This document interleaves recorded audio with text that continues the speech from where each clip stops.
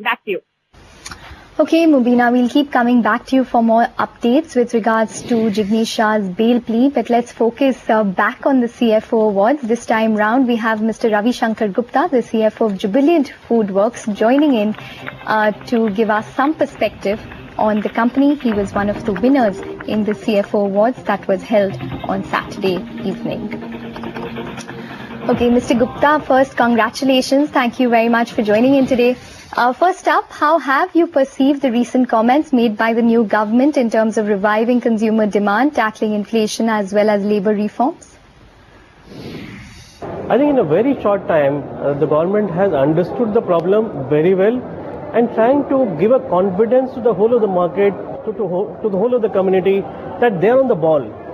But point is, we should allow them sufficient time for these reforms to happen. These are not going to happen over time. They're not going to happen overnight. So we need to allow them some time, some relaxation. Maybe in 2 to 3 years' time, we expect the GDP growth can go back to 7-8% at least, can be higher, but it will be slow growth. The last 5 years has been disastrous for the economy. Quite a lot of actions has not been taken by the government. Indecision has been there. Government also has to create a confidence among the bureaucrats to take an action. And I think this government is going to create some confidence in that area also, because till the time they create that, the bureaucrats are not going to take an action. And if they don't take an action, all the plans will lie just on the table, just on the plan, and they will not get executed. So we are fairly confident about what the government has done in understanding the problem, and we are fairly confident this government is going to execute them. All right. Your company, in fact, has, battled higher milk and cheese prices, increasing employee costs in this tough business environment.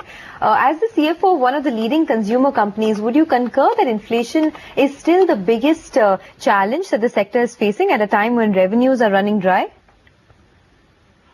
See, the problem lies multifaceted today in front of the government. From the business point of view, taxation is one of the big area, like for FMCG or for the industry we are present in. GST can be a very big reform. There are multiplicity of taxes. There is an excise, there is a service tax, there is a cess, there is a LBT, there is a VAT, and different states have different interests. And states are trying to extract more and more VAT by increasing the rate and by charging the legislation. So one single reform which we are expecting is GST. And second is toward the tax reforms as well. Maybe they can take away some incentives, but maybe bring simplicity in the income tax reforms, income tax areas as well. From the business front, there are some additional area as well. From business front, inflation has to come down. Income has been growing up, but the inflation has been rising very fast. So if the inflation does not come down, the interest rate will not be down, and if the inflation continues at this level, disposable income will get impacted, and food service industry, which relies on the growth of disposable income, will get impacted. So we're looking for inflation to be down, and as a result, the business to grow. Okay, fair enough. Your company has exhibited, phenomenal growth in the past, but the 2 quarters back was, the first time, sir, the company reported negative same-store sales growth. How disappointing was that, and what are the plans to actually steer the company out of this operating lull? Actually, 2 years back when we were looking about the business, we never anticipated that we can have a negative same-store growth. And the reason was simple, that in this economy, inflation at 6-7% will continue. And on top of it, if we can have at least 3 to 4% volume growth, at least we can have a double-digit kind of same-store growth. So it was a kind of a big shock for us when we headed towards a negative one, because then we tried to relate to saying that what is happening in the economy. And we divided the consumer in 2 categories at that point in time, which is existing consumer. Existing consumer has more income, but inflation is higher than growth in the income. As a result, disposable income got impacted. Second area for the existing consumer is the interest rate started moving negatively, EMI started rising, again disposable income got impacted. So as a result, the disposable income was under severe pressure. The consumer does not have money to spend at that point in time. In terms of new consumer is a new youth which get added to the economy and becomes a separate ordering unit for the food service industry per se. Now look at job creation in India has been at the lowest ebb. With a kind of 5% GDP, we are going to provide probably the jobs to half such people. India needs jobs for about 12 to 13 million people every year.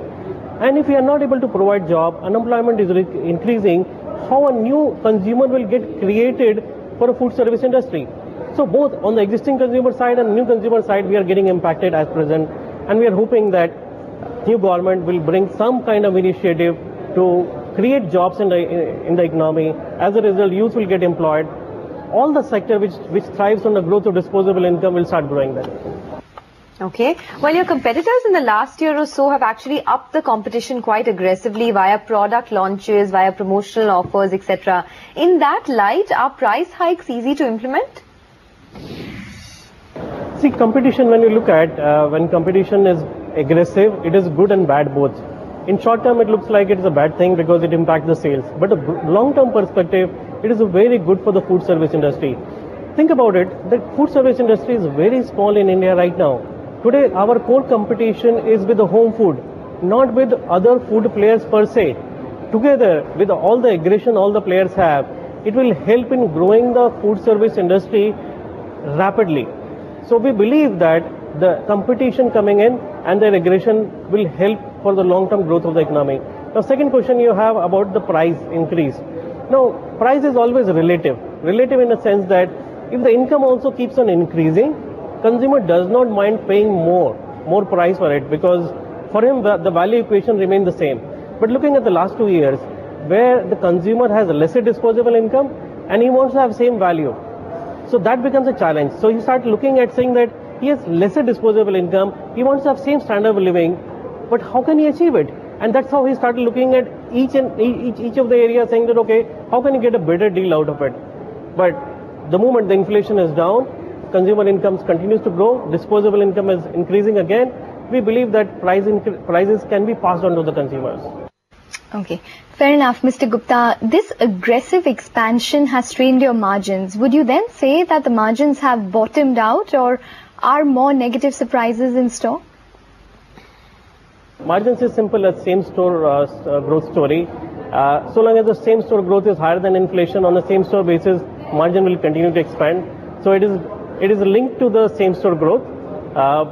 We are not confident that this year same store growth will come to double digit kind of, but second half onwards it will start moving positively, definitely, because it will take for the government some time to reduce the inflation, and once the inflation is reduced, disposable income will increase, and that's how we'll see the positive business.